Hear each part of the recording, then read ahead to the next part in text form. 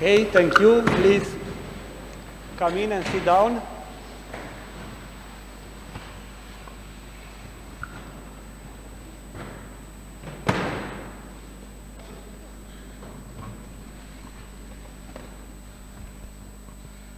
Okay, so dear guests, dear colleagues, thank you for coming to this ceremony. This is the first one physically after the pandemic conditions. So I'm very happy to be able to organize that, especially in this context and with this guest, because as I talked to our guest, I told him that statistics and research methodology is fundamental for a research university. We used to say that one of the contributors to the international statistical field was Wald, with the well-known test of Wald's test in hypothesis testing. We are very happy to have an expert now, who's a adjunct professor, but also from now on Dr. Honoris Causa of the university, who's also a world leader in statistics, especially in structural equation modeling. But during the laudation, during the laudatio, we will learn more about his international contributions. Now I will just give you maybe a glimpse of UBB, even if you know maybe many details about the university, but as I told you, I will give you a brief overview from the rector perspective. And UBB at this moment is the largest and the most complex university in Romania. Practically, we have a community of about 55,000 people, including students, academic and non-academic staff. We are distributed all over the country by different academic and research infrastructures. If we talk about the fields, practically we have almost anything from art and humanities, including, of course, theater, film, 4 faculties of theology. Then we go to social sciences, life sciences, natural sciences, engineering and technology. And if we talk at the level of the research, practically we cover almost all the main important research fields at the international level. UBB has also the oldest academic tradition in Romania. As I told you before, it started in 1581 as a Jesuit academy, right at the corner of the street. At that time, the academy had 2 faculties, one of philosophy, one of theology, and the teaching was in Latin, according to the Jesuit system, practically. Then in the 18th century, the academy became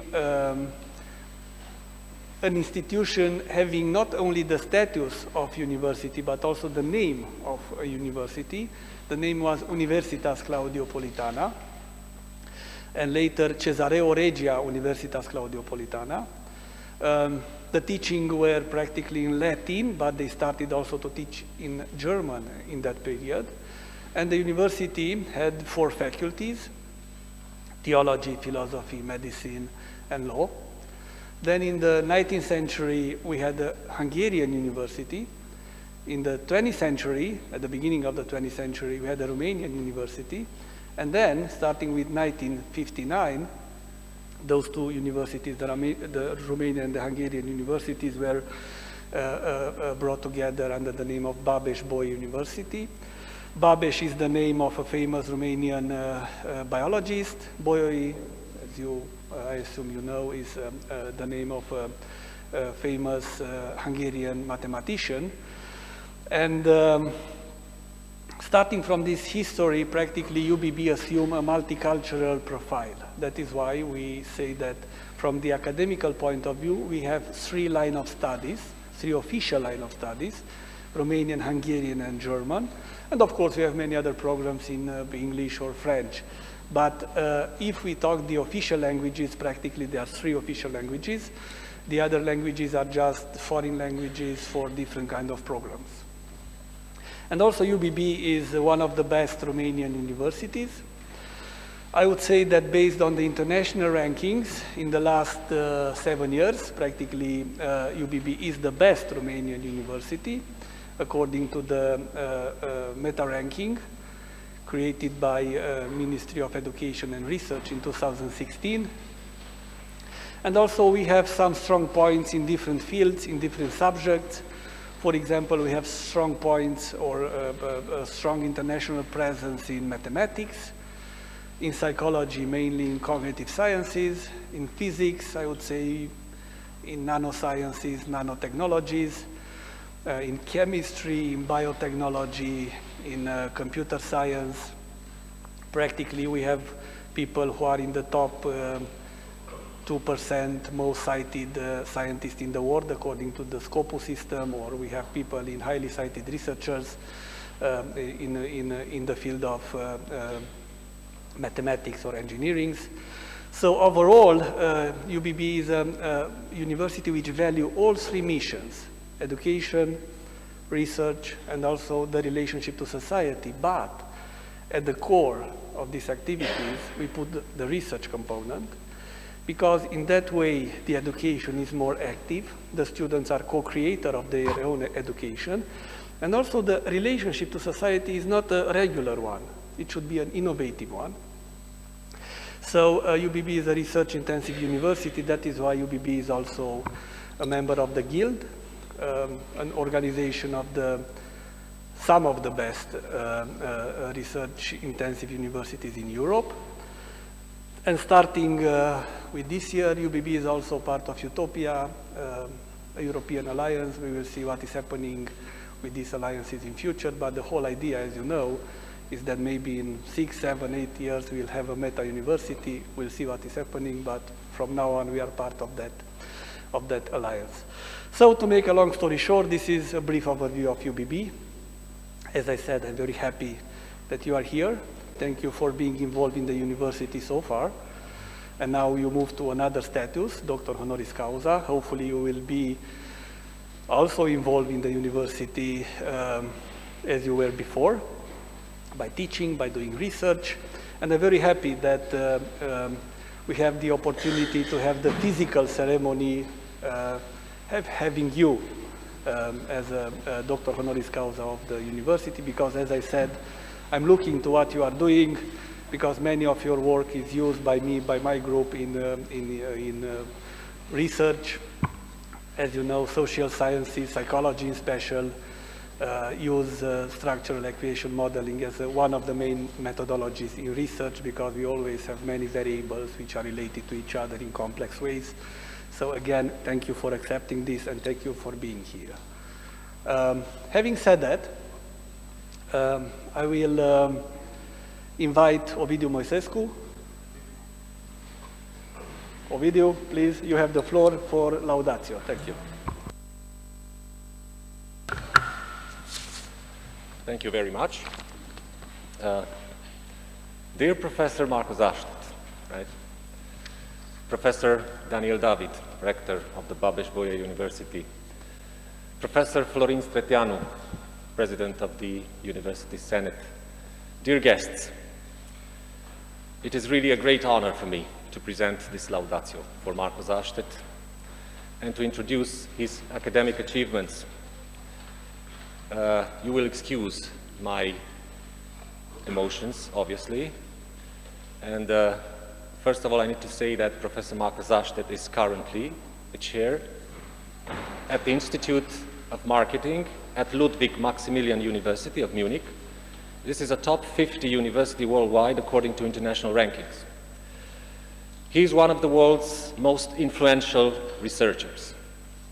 Over the last decade, he has made significant contributions to the field of structural equation modeling, which has become a quasi-standard tool for analyzing complex interrelationships between observed and latent variables, which is prevalent in behavioral research.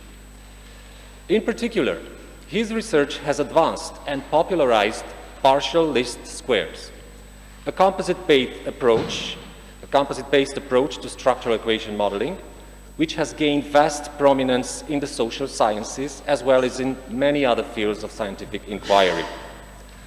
More specifically, his research has set new standards in model evaluation, standards which enabled the study of phenomena that had previously eluded empirical investigation. Thus, he and his co-authors developed the first, and to date the only, approach for measurement invariance assessment in composite models, the so-called MECOM, as those who use it name it. This is a fundamental requirement for group comparisons, and this is prevalent in cross-cultural research, for instance. Because of this new approach, researchers can now draw upon much more complex models that improve our understanding of cross-cultural phenomena. Professor Sarstedt's research also disclosed fundamental issues in standard approaches to model evaluation. 7 years ago, not too long ago, in a paper published in the highly reputable Journal of the Academy of Marketing Science, he and his co-authors proposed a new criterion for discriminant validity assessment, which is a crucial aspect of any structural equation modeling analysis. Their heterotrait monotrait metric, the so-called htmt for those who use it, has had a lasting impact on the field and has become standard in discriminant validity assessment in the social sciences and beyond. The article, published 7 years ago, has won the Emerald Citations of Excellence Award, has been published in the Essential Science Indicators ranking, and is nowadays considered a milestone paper in contemporary methodological research. In addition, Professor Sarstedt made various contributions to the classification literature by proposing novel means for identifying and treating unobserved heterogeneity.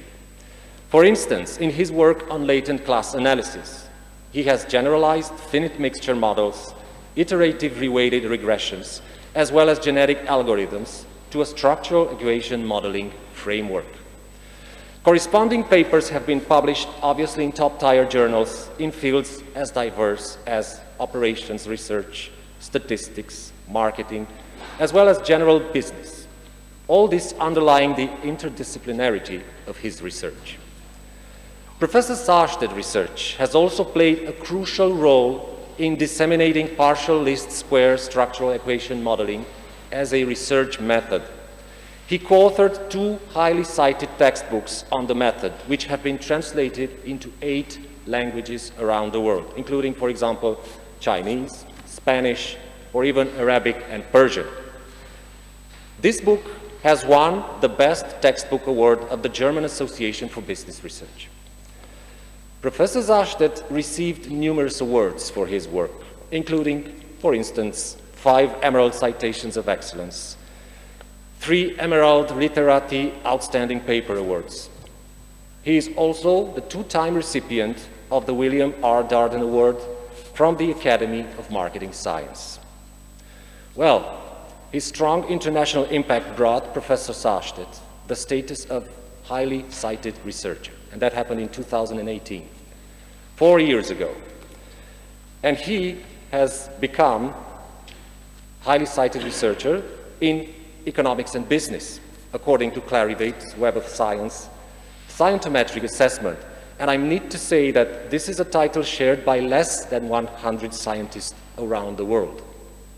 And more than that, he kept it on a yearly basis since then. So he's still a highly cited researcher among the less than 100 all over the world. Currently, his published papers count for over 110,000 citations in Google Scholar, among which more than 33,000 are in Web of Science. Well, and this is growing, probably is more by now. Well, this was his scientific achievements, but in addition to this and his international prestige, Professor Sarstedt has made many significant contributions to the development of Babeş-Bolyai University's academic community and reputation, especially for the Faculty of Economics and Business Administration. At the beginning of 2021, Professor Sarstedt was appointed Adjunct Research Professor in our university. Since then, he managed to publish 17 scientific papers in highly ranked Web of Science journals, especially in the field of business and economics, All these papers bearing the Babeș-Bolyai University affiliation. Several of these papers also involved collaborations with members of our university, who thus not only had the chance to work with an internationally renowned scientist, but also had the opportunity of being closely mentored and guided on academic writing at high standards. As a consequence, the yearly scientific output of our university in business and economics, in reputable journals, has doubled in a single year. Therefore, it can be stated that Professor Sarstedt has made a strong contribution to increasing both the quality and the quantity of our university's scientific publication in this field, business and economics. Moreover, during the last 5 years, even before becoming adjunct research professor, Professor Sarstedt has delivered many workshops, lectures, and presentations for our academic community, especially for the Faculty of Economics and Business Administration. Consequently, he contributed significantly to improving our staff and our PhD students' abilities to conduct valuable research and to write relevant scientific papers.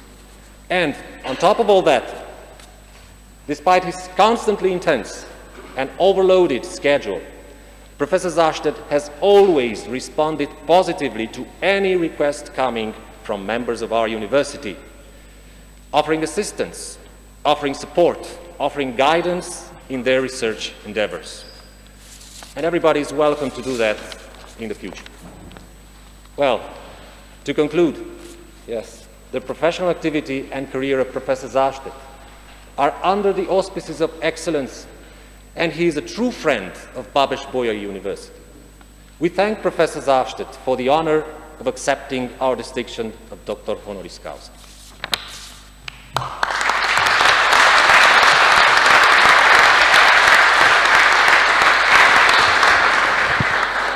Thank you, Ovidiu. And now the decision of the Senate will be read by Professor Florin Streteanu, the President of the Senate. Florin, te rog.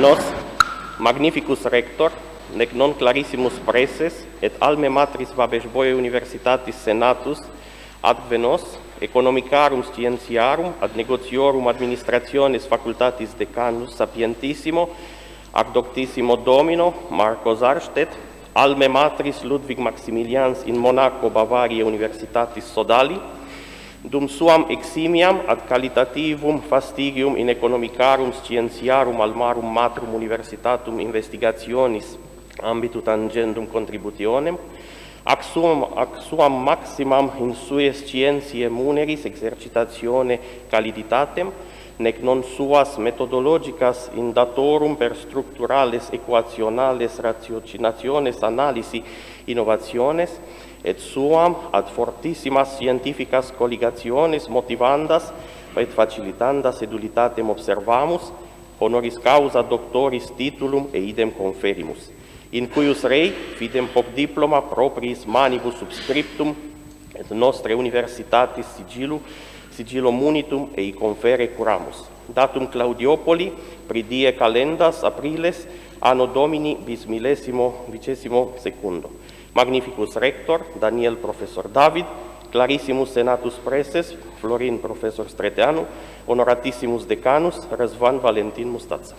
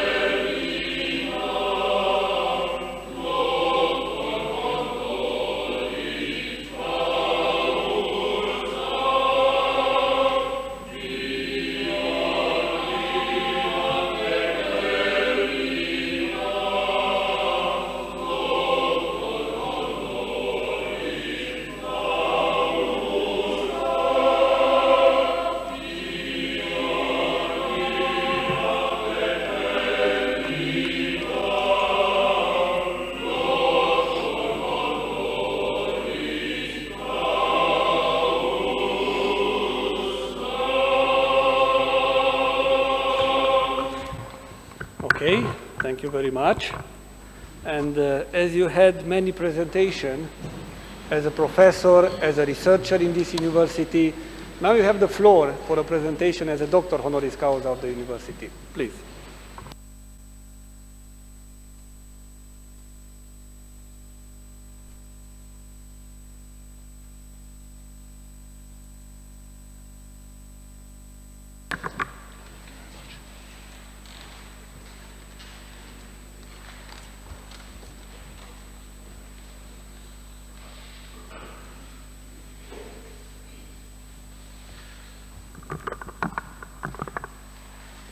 Dear Rector, dear President of the Senate, dear Vice Rectors, dear Deans of the various faculties, dear friends, dear colleagues, thank you very much. I'm truly honored to be here with you today and receive this fundamental honor. I'm really overwhelmed. Actually, when I came to Cluj yesterday, I was thinking about my first time coming here, and that was for an MID conference at the Faculty of Business. And I gave a presentation, and during one of the breaks I was going outside in the main building, and you might see or might recall there are like these photographs of all these Dr. Honoris Causa and Dr. or honorary professors on the wall, and never in my life would I have dreamt to share this honorary title in my life. So thank you very much. I also would like to thank Professor Muișescu for this very nice speech. I feel deeply honored, and you're actually putting me in a bit of a difficult situation here, because as a marketing scholar, we have this concept called the confirmation-disconfirmation paradigm. It's explaining how satisfaction actually emerges, and it tells that satisfaction is a function of expectations and performance. So now that you have set the expectations like rocket high, I'll do my best to perform well to meet these expectations. So in the next 20 minutes or so, I'll take you on a little journey of my research field, namely partial least squares, structure equation modeling. And I acknowledge that this is very specific fields of research. Yeah? But I think there's lots to be learned from how this field actually emerged and why it has become so popular. Maybe there are some takeaways for you too, even if you're from a totally other field of studies. So in the social sciences in general and in marketing in particular, we're often dealing with unobservable phenomena. And these phenomena carry names such as loyalty, satisfaction, trust, or commitment. What these phenomena have in common is that they can't be measured directly. That's why they are unobservable, right? So what do we do to measure them? Well, we use sets of indicators, which are typically conceived as reflections of the underlying concept or the construct, as we call it in statistical terms. So let's consider such a construct here, like psi1, with three indicators, x1, x2, and x3. And these three indicators can stem from various data sources. They can come from a secondary database, for example, like Google data, for example, or they could come from a survey. Yeah, so if this was, let's say, loyalty, we could ask the respondents three types of questions, such as, would you consider yourself loyal to the company, whatever that is? Would you recommend it to family and friends? And if you had the opportunity, would you choose this company again? Something like this. And then respondents would answer to these questions. Well, with this, we can actually validate this measurement with this information, with this empirical data, and we get some idea whether people would consider them as loyal or disloyal. But obviously, we don't stop there. We embed these constructs in more complex nomological networks, as we call them, or structural equation models, where we are actually interested in learning about the relationships between these different constructs. Now, this looks pretty abstract, right? So let's try to make that a bit more concrete. So when I was visiting Cluj a couple of years ago, I was going back and I wanted to get my family, my kids, and also my colleagues back at the LMU, or back then still in Magdeburg, I was at a different university back then, some present. Yeah? And I was going through the duty-free shop and stumbled across this bottle of wine, which was obviously not for my kids, right? But I was wondering a bit. I saw this bottle of red wine here with this image of Vlad III, Dracula, but I was actually expecting something different. namely something like this. Because why would you put the original blood on such a bottle if you want to bring it to somebody else and like convey like an impression of Transylvania? Even though this is factually correct, people would probably expect something different, right? They would think about Dracula like more the Bram Stoker's Hollywood type of Dracula. And this was actually the time when a new research idea was born. So a research assistant of mine and I, we looked into this and said, well, let's see which of these labels actually works better. Is it like the original display of Dracula, or is it better to show like the Hollywood type of Dracula to meet the expectations of the audience? But this is obviously not all that we looked into. That's a pretty easy thing to do. We were actually interested in learning how these different perceptions of such a label impact subsequent behaviors or attitudes, such as purchase intentions, for example, or quality perceptions. And we looked a bit in the advertising literature, and in this advertising literature, there's a concept called celebrity endorsement. So you know celebrities, yeah? I know like George Clooney here, or whoever, yeah? And in the advertising literature, we're typically interested in learning how these celebrity endorsers, which advertise certain products in an advertisement actually, impact subsequent behaviors and intentions. And this is a well-known model here where the researchers actually looked into the impact of the congruency between the observer, like the participant in the survey, or the person looking at an advertisement, and the celebrity, as well as the fit between the celebrity and the product being advertised. And then the model looks into like different attitudinal constructs. And we thought, well, let's take that model and extend it a bit and turn it into the Dracula endorser model. So in this model, we're not only looking, we're not looking at George Clooney anymore, but we're looking into the self-Dracula congruence and the product Dracula congruence and how it's impacting actually the attitude towards the label, the perceived quality, and the purchase intention. We gathered some data across multiple waves and then analyzed this type of model.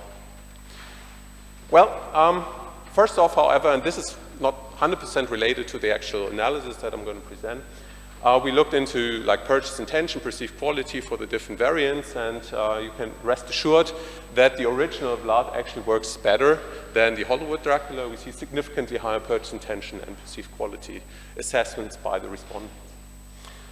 But what we were actually interested in was this, learning about the relationships between these different constructs. And I'm not going to bore you with all the details of the statistics. They're just like for a general assessment. The product Dracula congruence is very important for people's perception of these labels and also for the perceived quality perceptions, which then impact the purchase intention only marginally, so it's actually not significant in this case. But the major point is that the product Dracula congruence is much more important than the self-Dracula congruence. So, but that's actually not what I want to talk about, right? This is just an example. And the question is, how did we get there? I mean, we got empirical data, we analyzed it, that's great. But how did we get these results? And there are broadly two approaches how we can estimate such a model. These two approaches are factor-based structure equation modeling and composite-based structure equation modeling, and they actually both originate from the same person, named Herman Wold.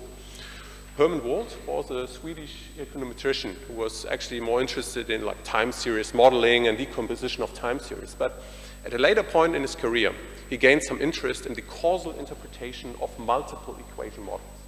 So multiple equations being interlinked to build up such a structure equation model. And being a senior researcher, he had very little time, but he gained interest in a new field. So what do you do then? Well, you get PhD students to help you out with this. So he had two PhD students, Karl Juriskog and Jan Bernd Lohmöller. And they were actually the originators of two schools of structure equation modeling.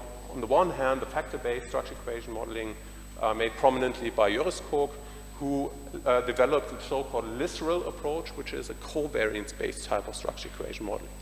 At the same time, Jan Bernd Lohmöller developed partially squares, which turned into the most prominent composite-based approach to structure equation modeling, which is probably the reason why we're here today. Both approaches try to achieve the same aim.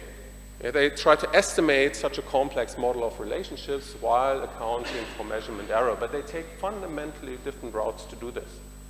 They differ in the way they estimate the model. They also differ regarding the philosophical underpinnings of measurement.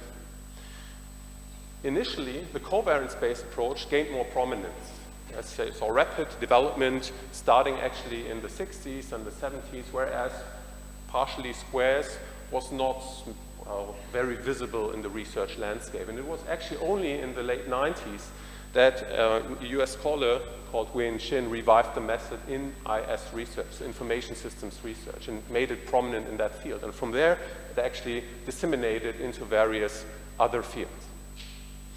So if you take a look at PLS use today, it has become a standard method in the social sciences and beyond. So this is just a snapshot of the Web of Science. If you look for PLS SEM in the Web of Sciences, what you get studies per year, we are approaching 1,800 studies using this method, or at least mentioning it somehow, but the vast majority of these studies actually apply the method. What I find very striking about it is that it's not only been used in business research. It really spreads across various other fields of scientific inquiries like environmental science, computer science, engineering, actually also in biology. When it comes to the social sciences, actually, some of the seminal models in our field. So seminal models in the field have been developed with this, like UTAUT, which is like a technology acceptance model, the ACSI model, which is like seminal model for marketing. And you may actually ask, why is this happening? Why is this happening? So why has this method been used so frequently in recent years? And when I thought about this, I actually think, well, there are three reasons for this. There are obviously the methodological characteristics, which make it very important for contemporary research.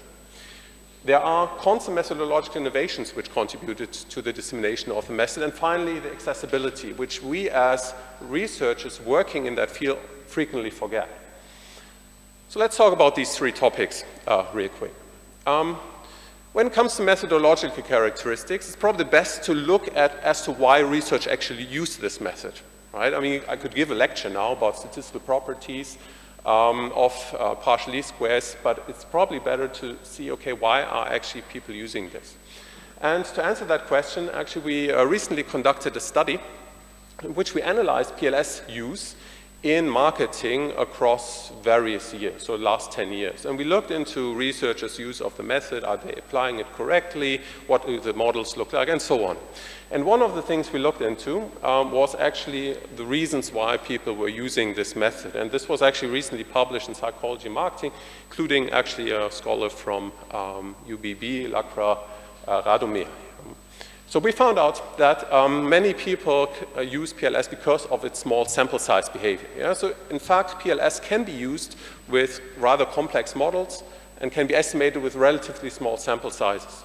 In fact, we know that the method actually performs very well in these settings in terms of statistical power, meaning if there is an effect in the population, PLS will be able to disclose it. PLS is also working well with non-normal data. That's what it's actually been designed for. So it doesn't make any distributional assumptions regarding precisely the residual of the regressions. But anyway, that's probably not the best argument for using the method, considering that other estimators perform also pretty well in that regard. Then model complexity does not limit the method's applicability, so we can estimate very complex models with very few observations, which is not necessarily a good idea, but you get some results, and then obviously it's upon you to decide, can we actually trust these results given the information that we have? This is totally different with factor-based SEM, which typically requires hundreds of observations even for mid-sized models. So if you take a look at these reasons, I personally believe that one of the key reasons is missing here, namely that the partially squares approach is a causal predictive approach to SEM, meaning that it actually strikes a balance between explanation and prediction. Well, it strikes a balance because we're testing a model which is derived based on theory and logic and which reflects the hypothesis that we want to test. This is important for generalizability of the results across different contexts. But at the same time, we take a predictive stance when estimating this model. So we're actually looking into the predictive power of our estimates, which kind of merges a bit this machine learning idea that's prevalent in marketing now with the kind of traditional theory testing perspective. This is important because marketing researchers actually claim to do both. We hypothesize relationships, like no journal article without hypothesis and theory, but we also try to derive managerial recommendations which are always predictive in nature. Yeah, because they sound like, well, dear manager, in order to, for example, increase your customer satisfaction, you need to do this and that. So it's like an if-then clause. Yeah, if you do this, then this will happen in the future. So this is actually a predictive statement that you're doing, and we need to assess the models accordingly. And you can do that with PLS. The second point are the methodological innovations. And Professor Muichescu already nicely showcased that. We made several contributions to the field, but not only us, obviously. There were many others that actually were engaged in this line of presentation, on this line of research. So we very much focused on latent class analysis, so the idea of identifying unobserved heterogeneity in the data, acknowledging that this is not a use case which is relevant for many researchers on first sight. It actually is, because researchers nowadays use these methods to ensure that their results, which they get like on the aggregate data level, are not negatively impacted by heterogeneous response patterns. So it actually gives us some confidence that we can trust these results. We also made several contributions to advanced modeling techniques when it comes to so-called conditional process models, for example, and so on. And he also mentioned one approach which we popularized like for discriminant validity assessment, the htmt metric. Back in 2013, we actually found out that one of the key metrics in the field, the so-called Fauna-Larka criterion, does not work very well to disclose so-called discriminant validity. Discriminant validity meaning that two constructs which you include in such a model are actually empirically distinct.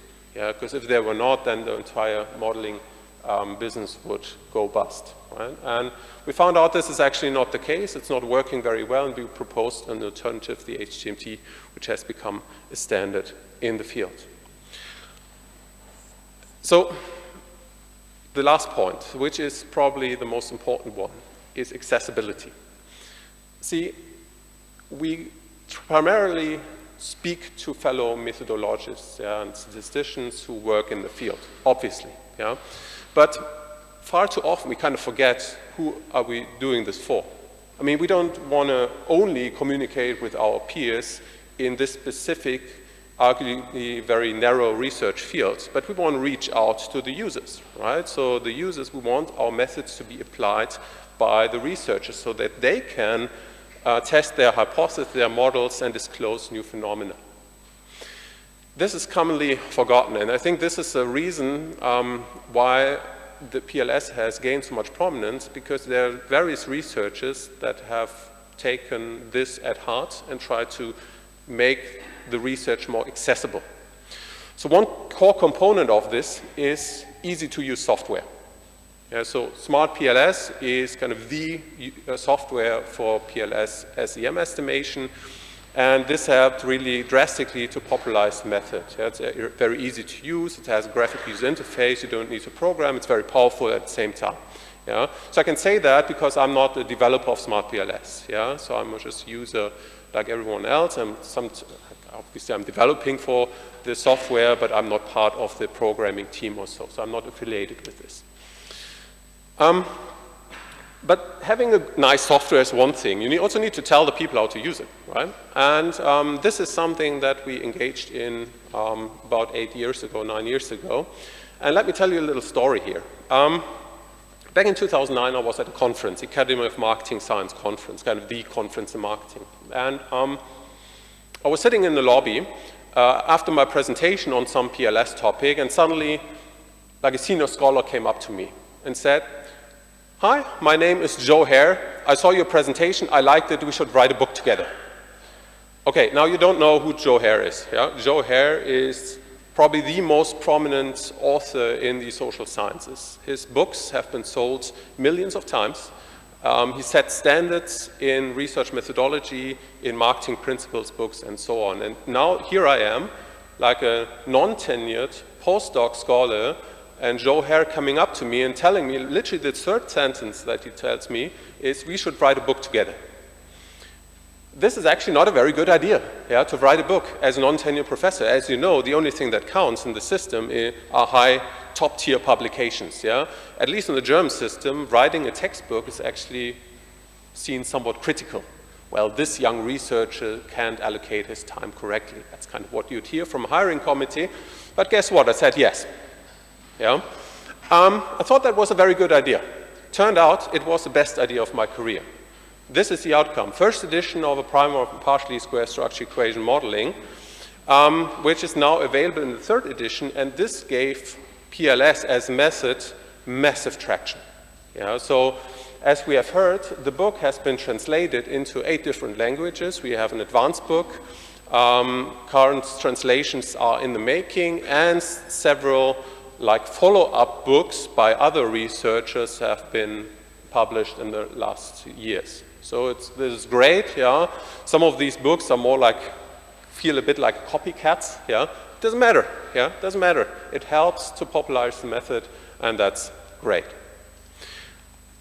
Another important point in popularizing such a method is also that you have seminal studies, yeah, in the field. And there are numerous ones. I just picked out 3 which I believe are very important. There's the one that I was actually referring to indirectly by Win Chin. The first one, a book chapter actually, which has been cited some 24,000 times. Book chapter, yeah. Second article, it's actually not that well cited, but it's laid the foundations for PLS from a more methodological perspective by Teenhouse and colleagues. Computational statistics and data analysis.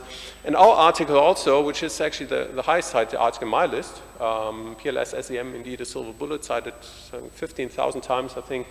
It's a kind of a primer on the method, which we wrote in order to make the method available to a broader audience. But with lots of fame, there also come critics. Yeah? So no PLS presentation would be complete without also mentioning that there are critical accounts of the method. So actually, our article, PLS SEM, indeed a silver bullet, triggered massive discussions. Yeah? So there were several points of concern. Yeah? Does actually PLS work well with small sample sizes? What about goodness of fit testing? What about inference testing? So I don't want to go into all this, but just mention that these critics have been debunked, most of them, not all of them, yeah? But most of them, based on analytical research and simulation evidence. What I want to get at, though, are 2 things. Well, first off, these discussions actually raised interest in our research significantly. This is certainly not what the critics have had in mind, right? They wanted to debunk the method, nobody should use it anymore, but actually the opposite happened. People looked at these discussions and thought, that's maybe a method for me, let's take a look at it. The second point of this is, well, it helped us to develop the research field because, yeah, some of the critiques were right. Yeah, there are problems with the estimation in PLS, but I mean, problems are there to be solved. So that's what we did. Yeah, so we wrote lots of follow-up studies, not us only, but also other researchers, and we tackled these types of problems. So taking this criticism seriously and developing the field accordingly is just important for research in general, and that's actually what we did. Very recently, this is a revisit of our PLS SEM, indeed a silver bullet kind of seminal article, and we took a bit of an innovative approach to update it. We put ourselves into the shoes of a reviewer who would review the 2011 paper with today's knowledge, yeah, knowing everything that has happened since then. And we tear our own research apart. Yeah? So we're saying this is wrong, yeah, this is right, but you can't say it like that. So we are actually very critical with us in this piece of research.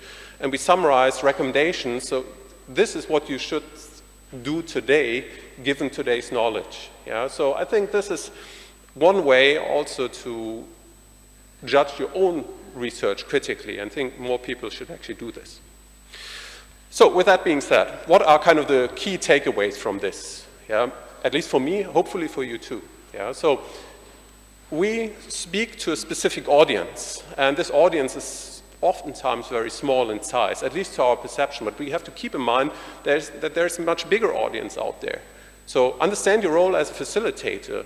Facilitate people to use your research and to build upon it, to develop the field further, maybe into other areas. Also never stop innovating. I mean, we could have stopped. I was tenured in 2012. I had a bunch of nice publications. I could have said, yeah, great, let's work on my golf handicap or whatever, yeah? But this is not us. Yeah? We had really a genuine interest in the field and understanding the method and to make it available to a broader audience. And also welcome discussions. Yeah? Critique hurts. Yeah? Being criticized hurts. But as long as the critique is voiced objectively and constructively, that's a good thing. Yeah? Unfortunately, a bit, currently, this is not what's happening in the field. We see like a polarization of the debate, but we are very much hoping that this moves back to normal again. So with that being said, I just don't want to only thank you for this tremendous honor and for your attention, but I want to say thank you to my co-authors, some of whom are here today, and some of whom might be viewing this in a couple of days. Also to my team at the LMU, who will certainly watch this. And also to my family who can't be here today. They actually planned to come, but unfortunately that didn't work out due to the COVID regulations. Thank you for everything, and thank you for your attention.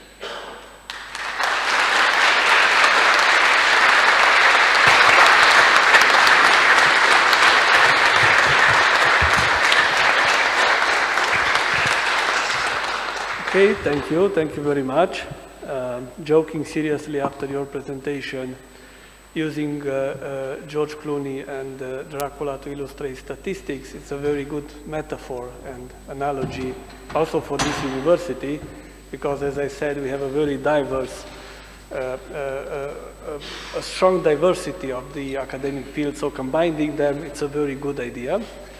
The second idea is that being part of our community, as Dr. Honoris Causa, now you belong to the whole university, not only to the Faculty of Economics, even if I know that your heart and activities are there. So maybe in future we can explore together, but we will discuss about your availability. We can discuss about a transversal open course about using these methods in the research, because as I said, in the university, the social component, social sciences are very strong and diverse. So a transversal course would be something very, very useful. And to make a long story short, welcome in this community as a Dr. Honoris Causa. Don't forget, as I told you, you can keep the dress, but don't forget that we don't walk dressed like that around the university. It's only for ceremonies. So welcome and thank you. Thank you very much. Okay.